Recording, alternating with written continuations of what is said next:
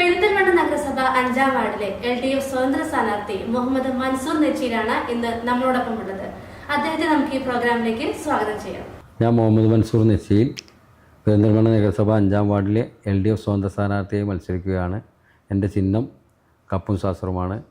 പ്രിയ വോട്ടർമാർ മുഴുവൻ അനുഗ്രഹവും ആശീർവാദവും സ്നേഹവും വേണമെന്ന് ഇതിനാൽ അഭ്യർത്ഥിക്കുന്നു. അപ്പോൾ ഈ കഴിഞ്ഞ 5 വർഷത്തെ പെരിന്തൽമണ്ണ നഗരസഭയിലെ വികസന പ്രവർത്തനങ്ങളെ കുറിച്ച് ഒന്ന് പറയാമോ? 5 വർഷം നടപ്പിലാക്കിയതെന്ന് പറഞ്ഞാൽ നമ്മൾ പെരിന്തൽമണ്ണയിലെ 17 സ്കൂളുകൾ ആണ് വിദ്യാഭ്യാസ സ്റ്റാൻഡിംഗ് കമ്മിറ്റീൻ്റെ കീഴിലുള്ളത്. 17 സ്കൂളിലും കിഫ്ബി അടക്കമുള്ള പദ്ധതികൾ, അതുപോലെ മറ്റേ ലാബുകൾ, കമ്പ്യൂട്ടർ ലാബ്, ഒരുപാട് കാര്യങ്ങൾ നമുക്ക് 5 വർഷം കൊണ്ട് നഗരസഭയ്ക്ക് ചെയ്യാൻ പറ്റിയിട്ടുണ്ട്. മുൻകാലങ്ങളിലും അതുപോലെ തന്നെയാണ് നടന്നിട്ടുള്ളത്.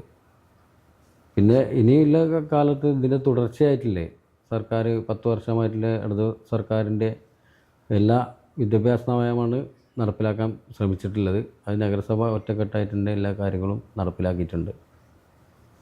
പിന്നെ ഇനി അടുത്ത കാര്യങ്ങൾ നടപ്പിലാക്കാൻ ഇതിൻ്റെ തുടർച്ചയാണ് ഞങ്ങൾ ആഗ്രഹിക്കുന്നത്. അതിൻ്റെ ഭാഗമായിട്ടാണ് പെരിന്തൽമണ്ണ എൻ്റെ വാർഡിൽ GMLP സ്കൂൾ കക്കൂത്ത് ആണ് എൻ്റെ വാർഡിലെ ഏക സ്കൂള്, LP സ്കൂളാണ്.